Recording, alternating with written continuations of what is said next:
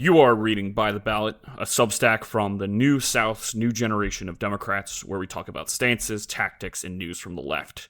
My name is Matt Royer. A crisis of their own making. The Republicans own this. The party of small government has proven once again that what they really want is a weaker America. They started the year with a billionaire and a chainsaw cutting so-called government waste, which somehow meant gutting foreign aid, education, health and human services, social security, veterans affairs, and environmental protection. Then came the big, beautiful bill, slashing Medicaid for millions, cutting food assistance for impoverished families, pouring money into Trump's border wall, and handing out massive tax cuts to millionaires, billionaires, and corporations. Here in Virginia, where the federal government is the single largest employer, the impacts have been devastating. Tens of thousands have lost their jobs, families lost health care and food support, veterans and military families saw their benefits stripped away. Every hiccup in federal funding hits Virginia's first and hardest. And yet Republicans still weren't done. Manufactured chaos, bad faith negotiations. For weeks, Democratic leadership tried, albeit weakly, to bring Trump and Republicans to the table. Are you going to vote no and urge your Democratic colleagues to vote no, which will end with the shutdown? Look, we hope it doesn't come to that. But what if it does? Because everyone knows the American people are on our side, Dana. By almost 2-1, they believe if there's a shutdown, it's going to be caused by Trump, because they know how much they want relief in the health care issue, and they know he's not negotiating. So it's up to them, and I hope and pray that Trump will sit down with us and negotiate a bipartisan bill. That's how it's always been done in the past. That's how shutdowns have been avoided in the past. And if he doesn't, I'm just confirming here, you will vote no. Is that correct? We are hoping, Dana, that he will negotiate with us. And if he doesn't? So far he hasn't. And we've had 2 bills in the House and Senate, and neither of them have passed. Our Democrats are firm. We need to get something done to relieve the distress the American people are in. Okay, that sounded like a yes, but you can confirm that, and then I want to move on. Is that accurate? Yeah. The bottom line is we must get a better bill than what they have. The last time. At the 11th hour, Schumer and Jeffries were summoned to the White House, along with Thune and Johnson. The president grinned for the cameras, reveling in the chaos he caused. Now, for those following along, you might remember that Republicans currently control the House, the Senate, and the White House. But that doesn't stop these con artists from fabricating the most insane story of all time. Hours later, J.D. Vance stepped outside to declare, "They say that they're very frustrated about the fact that this negotiation has not taken place until today. But if you look at the original thing they did with this negotiation, it was a $1.5 trillion spending package, basically saying to the American people, we want to give massive amounts of money, hundreds of billions of dollars to illegal aliens for their health care, while Americans are struggling to pay their health care bills. That was their initial foray into this negotiation. A total fabrication. No evidence. Just lies. And it showed what was clear all along.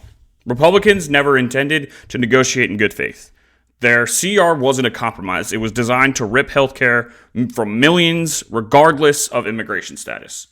Speaker Mike Johnson piled on with the crocodile tears about WIC and FEMA losing funding. Let's be crystal fucking clear. You don't get to gut vital programs for 9 months and then blame Democrats for holding up your sham bill. That's not negotiating, it's hostage taking. Meanwhile, Trump gleefully posted an AI video of Schumer calling Democrats woke pieces of shit, later replayed in the White House briefing room in a clear display of maturity. This is not governing, it's trolling with the full weight of the federal government behind it. Shutdown as a weapon. The next day, Republicans refused to recognize Democrats in the House seeking a vote to avoid a shutdown. With most GOP members out of town, they immediately gavelled the chamber into recess. By Wednesday, contractors across D.C. received stop work orders, but with a twist. These notices explicitly blamed Senate Democrats for the shutdown, a blatant Hatch Act violation unprecedented in federal contracting. At HUD, the agency homepage featured the following message. The radical left are going to shut down the government and inflict massive pain on the American people unless they get their $1.5 trillion wish list of demands. The Trump administration wants to keep the government open for the American people. Government propaganda straight out of a tin pot regime. As former Biden official Robert Flaherty noted, Democrats weren't even allowed to use the term MAGA under the Hatch Act. Republicans simply don't care. They want less government, and the shutdown serves that goal. I was thinking about this earlier. One of my all-time favorite movies is The Big Short, and in one scene, Steve Carell's character, Mark Baum, has gone down to Florida, and he and his employees have just finished listening to two mortgage brokers discuss how they are essentially making fraudulent loans that are, unbeknownst to them, contributing to the impending mortgage crisis in a cocky and confident manner. And then he pulls his two guys aside and says, I don't get it. Why are they confessing? They're not confessing. They're bragging. That's how this administration feels. This administration brags about the damage, much like the mortgage brokers in The Big Short who expose fraud without realizing it. That's the GOP now, rubbing our faces in their abuse of power because the pain only falls on us, not them. An authoritarian playbook. Trump has spared no opportunity in his second term to shutter agencies, slim down the federal workforce, and reconfigure the budget with aggressive tactics that stretch the law to its breaking point. And now with a cabinet full of sycophants and true believers instead of the cautious political operatives who occasionally checked him in 2016, he's pushing far beyond even the extremes of his first term. This isn't governing, this is punishment. OMB director and Project 2025 architect Russell Vought openly bragged about using the shutdown to fire, not furlough, thousands of federal workers. Trump himself said a shutdown was a good opportunity to gut agencies he didn't like and slash benefits that didn't serve him politically.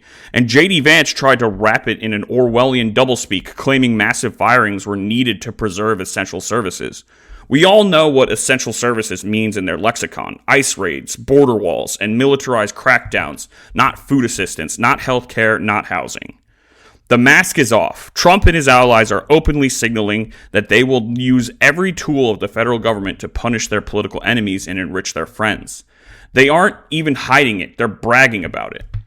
Just like those mortgage brokers in The Big Short who smirked through admitting their fraud, this administration rubs our noses in it, gleefully daring anyone to stop them. This is the authoritarian playbook, page by page.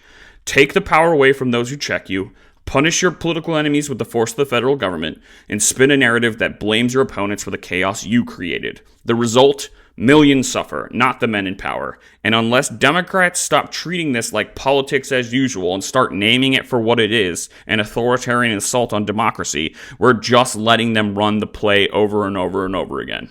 The GOP owns this. Let's not get this twisted. Republicans control the House, the Senate, and the White House.